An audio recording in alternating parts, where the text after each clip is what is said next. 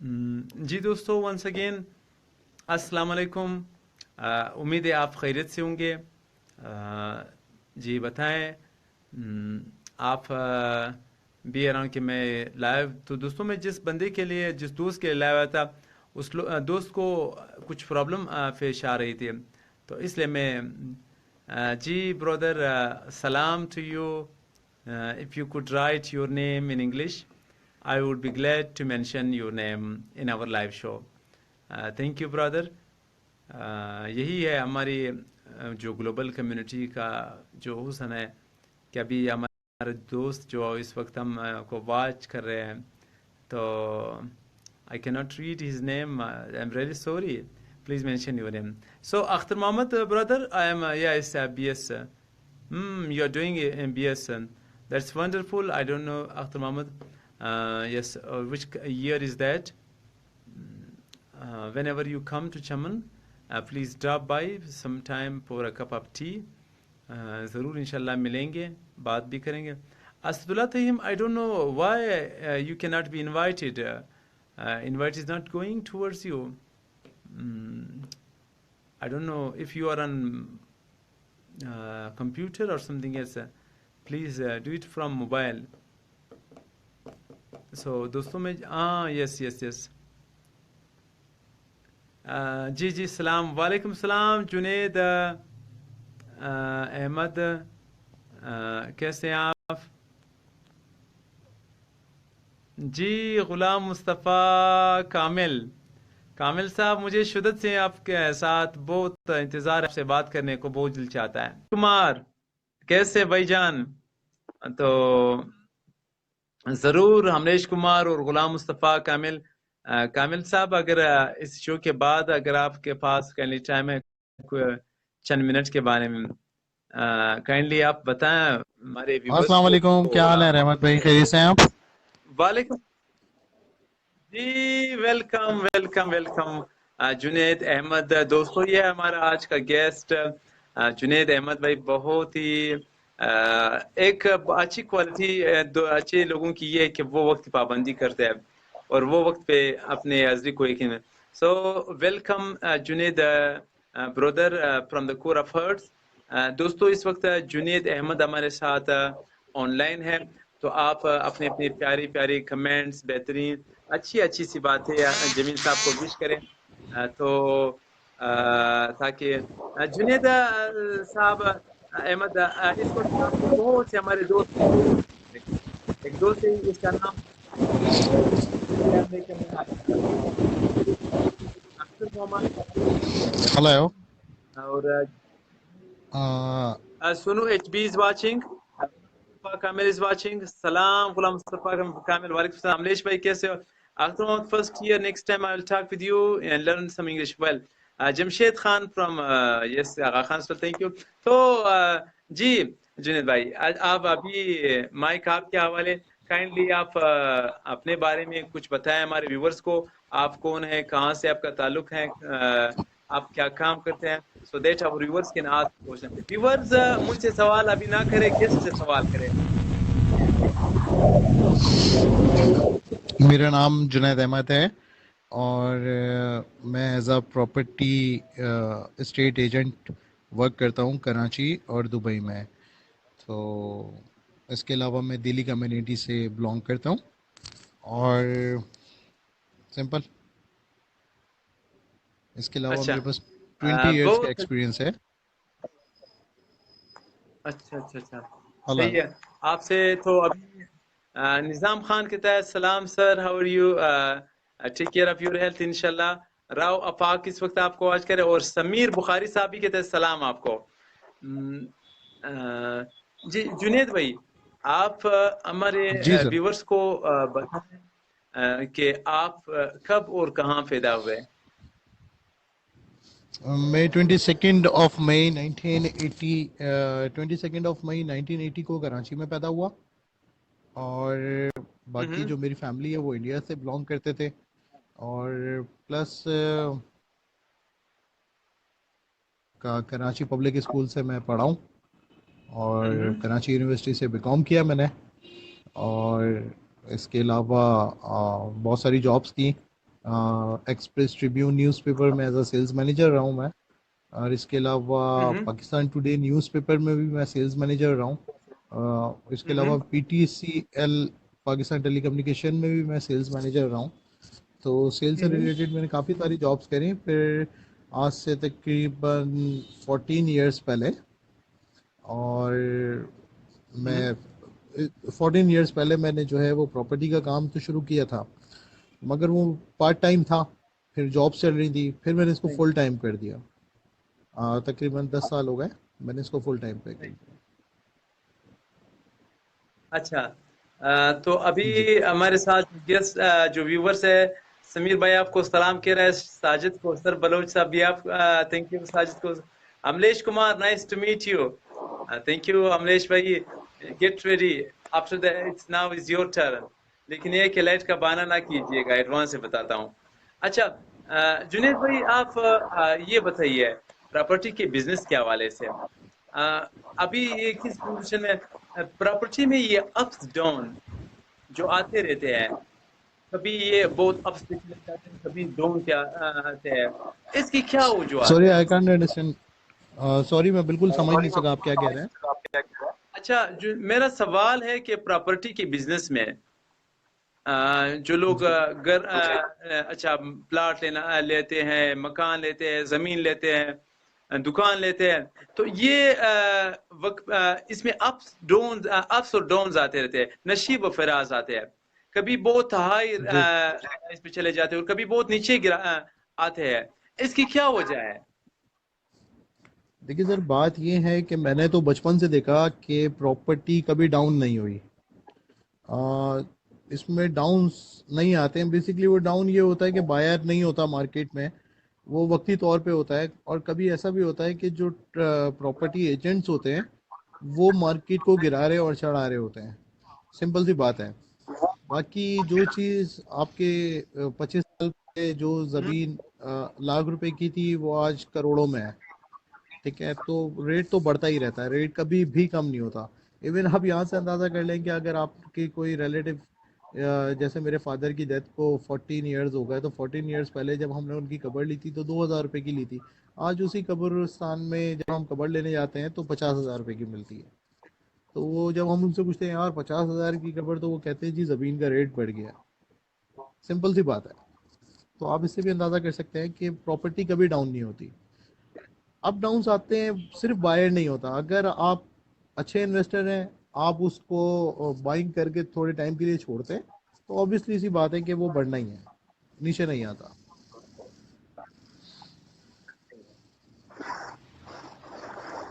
जुनेद भाई, मैं अपने अच्छा, इस वक्त अभी मुस्तफ़ा चुटकोन is watching, thank you Mustafa भाई। प्लीज कमेंट में लिखिए क्या आपके इलाकों में प्रॉपर्टी की बिजनेस किस पोजीशन पे है। मैं अपने इलाके की बात करता हूँ। जुनेद भाई, ये तकरीबन आज से 5 साल पहले प्रॉपर्टी की बाजार इतनी गर्म हो गई कि मैं आपको क्या बताऊं। एक साल बहुत गर्म हुआ, मतलब तकरीबन 20-30% से तकरीबन जो जो मकान 20 लाख का था वो 60-65 लाख पे चला गया। लेकिन एक साल बाद ये कीमतें इतनी गिरी कि अभी वो 40 लाख वाला मकान आपको 20 लाख 18 लाख में मिल जाता है, और करोड़ वाला 40-35 लाख में मिल जाता है। इसकी एक वजह यह है कि पहले यहाँ पे जो हमारे जो दूसरे मुल्क से आए थे, साथ नेबर मुल्क से आए थे, वो नहीं वापस जा रहे हैं। इसकी एक रीजन ये है। लेकिन अभी आज भी हमारे इलाके की जो बहुत ही डाउन है, मैं आपसे ये पूछना देखिए, कि फर्स्ट आप ये है रहमतुल्लाह मतलब भाई। आपकी बहुत सी हेलो। जी जी। हेलो। जी जी बोलिए। जी। जी, एक्चुअली आवाज आ मसला रही है ये आपकी? है, जी बहुत कट रही थी, अभी आ रही है। हेलो। सही, आप बोलिए। जी जी जी, मैं ये आवाज कह आ रहा रही हूँ है आपको, आपकी। अभी आ रही है आपको? आपको आवाज़ आ रही जी है? जी, बिल्कुल आवाज आ रही है। जी। एक्चुअली मसला ये बिल्कुल होता है कि बिल्कुल आ मैंने रही जैसा है। आपको पहले बताया कि जो प्रॉपर्टी एजेंट्स होते हैं, यानी कि आपके स्टेट एजेंट्स जो होते हैं, वो बेसिकली शॉर्ट टर्म में पैसा कमाना चाहते हैं। तो वो क्या करते हैं कि वो खुद बाइंग करते हैं और खुद उसको सेल करते हैं। जैसे कि कोई डेड प्रॉपर्टी लेके, जैसे कि ग्वादर में भी हो रहा था। कुछ दिनों पहले आपने ग्वादर का रेट देखा कि बिल्कुल। वो आसमानों पे चढ़ गया और एकदम से वापस से नीचे आ हम्म, गया। तो बिल्कुल। इसकी वजह हाँ यही हाँ। होती है कि मुख्तलिफ जगहों से। हेलो। जी हेलो। जी, आपकी आवाज आ रही है, बिल्कुल क्लियर। जी। तो जो प्रॉपर्टी एजेंट्स होते हैं बेसिकली वो ये करते हैं कि दूसरी जगहों खुद बाइंग करते हैं। यानी कि एक ज़मीन उन्होंने ली 1 लाख रुपए एकड़। या तो उसके दो तरीके होते हैं। हम्म। वो ये करते हैं जी यहाँ पे डिमांड ज़्यादा हो गई है, आपको खुद ही बायर से खरीदने के बाद खुद ही प्रॉपर्टी एजेंट्स को ही फ़ोन करेंगे और कहेंगे कि जी हमें यहाँ पे ज़मीन रिक्वायर्ड है। तो ऑब्वियसली सी बात है, दूसरा एजेंट जब वहाँ पे किसी और एजेंट को फ़ोन करेगा और कहेगा जी हमें यहाँ पे ज़मीन चाहिए, एक बायर होगा और 500 एजेंट्स, 500 बायर अपने बनाए हुए होंगे कि हमें चाहिए हमें चाहिए। वो ऑब्वियसली सी बात है, जब एक बंदे को दिन में 5 से 10 फोन उसकी ज़मीन के लिए आ जाएंगे तो वो रेट बढ़ाएगा। जब वो रेट बढ़ाएगा फिर ये दूसरा बोलेगा जी लाख ऊपर रख के बोलेगा, दूसरा इससे ऊपर लाख रखेगा। तो इस तरह वो अप्स डाउन करते हैं। और अचानक से जब उनकी प्रॉपर्टी उनके हाथ से अच्छे रेट में बिक जाती है तो वो वापस से उसको वो कर देते हैं, उसकी ओरिजिनल कीमत से ऊपर कर देते हैं। मगर जिन एरियो में हम लोग रहते हैं, सोसाइटी एरियाज में, यहाँ पे ऐसा सिस्टम नहीं है। कराची में प्रॉपर्टी वैसे ही आपको पता है कि यहाँ पे हर प्रॉपर्टी प्रॉपर्टी नहीं है कि हमने प्लॉटिंग करी बांट दिया, जैसे सुपर हाईवे पे भी स्टार्ट हुआ था। बात थोड़े दिनों के लिए हुआ मगर वो बंद हो गया। और जहाँ पे हम लोग डील करते हैं शहर के बीच में, यहाँ तो कोई ऐसी प्रॉपर्टी नहीं है जिसके ऊपर कोई जुआ खेल सके ना। तो सिंपल सी बात है। हम्म। जी जुनेद अहमद भाई, हमारे दोस्त समीर बुखारी साहब का सवाल है आपसे। How real estate business is highly profitable? हाँ बिल्कुल, रियल एस्टेट बिजनेस प्रॉफिटेबल है। ये इस तरह के दो बिजनेसेस हैं बेसिक। अगर आप रियल एस्टेट कर रहे हो खाली तो ठीक है, नॉर्मल है आपके लिए, जितना वर्क करोगे उतने आपको पेमेंट मिलेगी। मिसाल है कि आपने महीने में 5 सौदे कर लिए, 6 सौदे कर लिए, 5 लाख भी कमा सकते हैं, 10 लाख भी कमा सकते हैं। अगर आप रियल एस्टेट में खुद से इन्वेस्टमेंट करोगे, मीन्स कोई चीज़ खुद खरीद लोगे और उसको खुद बेचोगे, तो जाहिर सी बात है वो बहुत ज़्यादा प्रॉफिटेबल हो जाएगा। जो चीज़ में आपको 1 लाख रुपए कमीशन मिलता है, वो चीज़ जब आप खुद बेचोगे तो वो 25 लाख प्रॉफिट भी आपका ही होगा। तो ये चीज़ है। जी। अच्छा, जुनेद भाई, Soban Nadeem is watching from Faisalabad. Thank you Soban brother. आपसे मेरा सवाल ये है कि चूंकि आपकी एक्सपीरियंस काफ़ी ज़्यादा है और आप मुख्तलिफ फील्ड में सेल मैनेजर काम कर चुके हैं। एक तरफ है एक आदमी इन्वेस्टमेंट करना चाहता है, एक तरफ है स्टॉक मार्केट, गोल्ड है, बॉन्ड्स है, बिजनेस है, तो इनमें से जो सुकून देता है कौन सा ज्यादा सुकून देता है? हेलो। आई जी, कांट आवाज आ लिसन रही है आपको प्रॉपरली। जुनेद भाई? रहमत जी, बहुत कम अटक अटक के आ रही है थोड़ा सा। वापस रिपीट करेंगे? अच्छा। जी। जी जी, बिल्कुल। जुनेद भाई, आपका तजर्बा चूंकि बिजनेस में बहुत ज्यादा है, आप मुख्तलिफ फील्ड्स में एज ए सेल मैनेजर काम कर चुके हैं। आप काइंडली जी। बताएं, अगर कोई बंदा मुख्तलिफ उसके पास इन्वेस्टमेंट है, तो वो क्या वो अगर इन्वेस्टमेंट है कोई कारोबार में लगाए, वो ज्यादा सूट करेगा उसके लिए, प्रॉफिटेबल है? या स्टॉक मार्केट में, या कोई दूसरा क्या नाम है, बॉन्ड्स ले देखिए ले, मेरे या हिसाब कोई से, गोल्ड ले? जो ज्यादा प्रॉफिटेबल है वो कौन है, वो क्या है? देखिए दुनिया का मेरी नज़र में दुनिया के दो वाहिद बिजनेस हैं जो बहुत ज़्यादा प्रॉफिटेबल हैं। फर्स्ट आपका आईटी का बिजनेस है और सेकंड आपका प्रॉपर्टी का बिजनेस है। ठीक है, जो आपकी इन्वेस्टमेंट्स में इजाफा करते हैं वो सेफ एंड सिक्योर इन्वेस्टमेंट्स हैं। अगर आप अच्छी जगह पे सही टाइम पे अच्छी इन्वेस्टमेंट करते हैं, अच्छी चीज़ लेते हैं, तो सिंपल सी बात है आपको वो प्रॉफिट अच्छा देगी, अच्छी बाइंग करेगी और आप उसके खुद ओनर होंगे।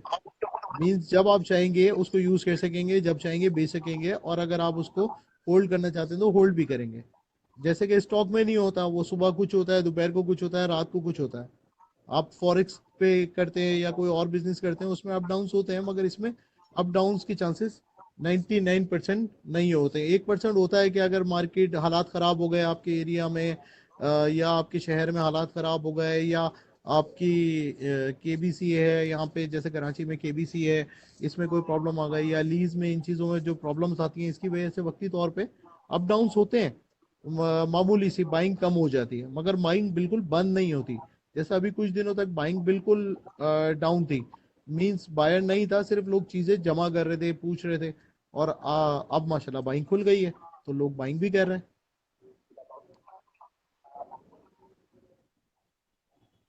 सही। अच्छा, तो आपकी अच्छा मलिक ज़ादा दाद Usman Khair is watching. Thank you Malik साहब फॉर वाचिंग। तो Ahmed Raza A R is watching. Thank you Ahmed Raza brother. तो आपसे अगला सवाल ये है कि आप हमारे व्यूवर्स को ये बताइए कि क्या अगर कोई मतलब हाउसिंग में प्लॉट लेना ज़्यादा प्रॉफिटेबल है, गली में आम सी गली में लेना प्रॉफिटेबल है, या कोई दूर के मतलब शहर से मतलब कोई 10 मिनट 20 मिनट या आधा घंटे के फासले पर कोई मतलब 1 एकड़ 2 एकड़ जमीन लेना, इनमें से प्रॉफिट के निगाह से कौन सा चीज ज्यादा प्रॉफिटेबल है? देखिए, सबसे अच्छी इन्वेस्टमेंट्स वो होती हैं जो आपकी नज़र के सामने और आपकी अप्रोच में हो। तो जितना आप अपने करीब में प्रॉपर्टी लेंगे, चाहे वो गली मोहल्ले की हो, ज़रूरी नहीं है कि वो हाउसिंग स्कीम की हो। तो बड़ी चीटिंग हाउसिंग स्कीम्स में ही होती है। और जो मोहल्ले गली की प्रॉपर्टी होती है, उसमें आप अच्छी बाइंग कर सकते हैं और अच्छा सेल आउट कर सकते हैं।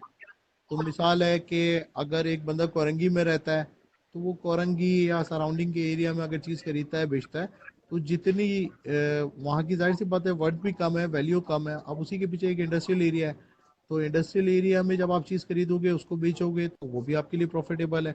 और बहुत सारी जगह हमने देखी जहाँ पे कुछ दिनों पहले तक 10 लाख का भी प्लॉट कोई नहीं लेता था, वहाँ पे 10 करोड़ में भी नहीं मिलता।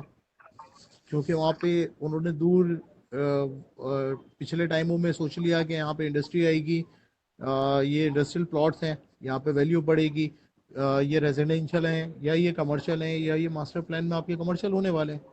सिंपल सी बात है ये।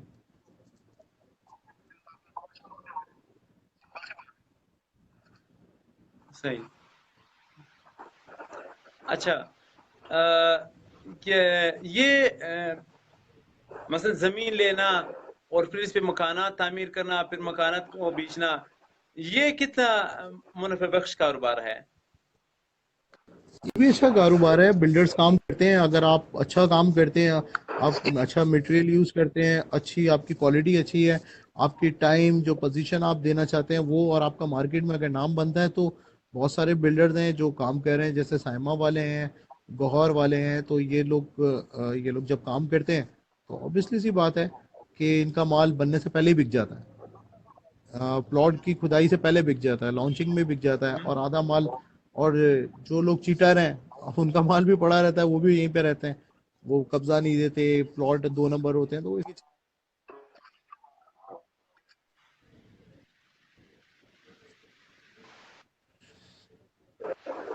सही। अच्छा, समीर बुखारी साहब कहता है कि प्रॉपर्टी डीलिंग में ठग भी वो होते हैं, उनसे कैसे बचा जाए और पहचाना जाए? देखिए, अब बात यह है कि आपको बंदे से कुछ भी नहीं लेना है। आपने तो सिंपल सी बात है, जो चीज़ पसंद कर रहे हैं उसकी डॉक्यूमेंटेशन पूरी चेक करनी है, या वो आपका वकील करेगा। अगर आप कोई चीज़ प्लॉट पसंद करते हैं, तो जाहिर सी बात है, फर्स्ट आप उसका साइट प्लान लेते हैं, अपनी फिजिबिलिटी बनाते हैं अगर आप बिल्डर हैं। और अगर आप नहीं भी हैं, तो भी आप देखते हैं जी ये ओरिजिनल प्लॉट है, वेरीफाई कराते हैं, उसके लिए इदारे बने हुए हैं। जब सारी चीज़ें आप कर लेते हैं, सेटिस्फाई हो जाते हैं, उसके बाद आप 10% पेमेंट देते हैं, अखबार में नोटिस देते हैं, ये सारे करने के बाद वो आपके नाम पे ट्रांसफ़र होता है। और कुछ लोग होते हैं वो, और कि वो थक जाते हैं। मुझे समझ में नहीं आता, मैंने अपनी लाइफ में नहीं देखा इस तरह कि यार वो आपको चीटिंग करके 2 नंबर जाहिर सी बात है वो बता के, और आजकल 2 नंबर प्लॉट भी अगर कोई बेच रहा होगा आपको, वो पहले से ही बता देगा कि ये 2 नंबर है, वो 25% या 50% पे ही आपको बेच रहा होगा ना। एक चीज की हम्म, कीमत अगर 1 रुपए है, तो वो जाहिर सी बात है 4 आने में बेच रहा है, तो वो तो डाउटफुल ही है ना। तो ये तो जो जेन्युइन बायर है उसको भी पता है, और जो जेन्युइन सेलर है उसको भी पता है। और फिर इदारे किस लिए बनाए गवर्नमेंट ने? इसीलिए बनाए कि आप जाएं, वेरीफाई कराएं, अच्छा वकील लें। जब आप 10 लाख रुपए की चीज, 10 करोड़ रुपए की चीज लेंगे, तो 10 लाख रुपए, 10,000 रुपये, 10-20 हज़ार रुपये आप वकील पे भी खर्च कर सकते हैं ना। बिल्कुल बिल्कुल बिल्कुल। Ron Matthew is watching, thank you Rams. जी जुनेद भाई, मेरा आपसे बहुत से बातें हुई हैं अभी आपके प्रॉपर्टी के बिजनेस के हवाले से। अभी कुछ ऐसे बातें बताएं, आपने अपने मैरिटल स्टेटस के बारे में बताएं। आपके आपने शादीशुदा है, कितने बच्चे हैं, हमारे व्यूअर्स को बताएं। सॉरी, जी आपकी मैरिटल स्टेटस क्या है, मतलब आपके बच्चे हैं नहीं है? I can't understand. Hello. Do you have kids? या I have kids. I have one baby and one boy. जी। अच्छा, ऐसे ही है। अच्छा, और आप ये बताएं, आपका पसंदीदा डिश? यार एक्चुअली मसला ऐसा है, हम लोग दिल्ली वाले हैं ना, और दिल्ली वालों के तो खाने वैसे ही मशहूर होते हैं, तो हमारे सारे खाने मशहूर हैं। मुझे सब पसंद है। अच्छा, और आपका जी। पसंदीदा सिंगर? सॉरी।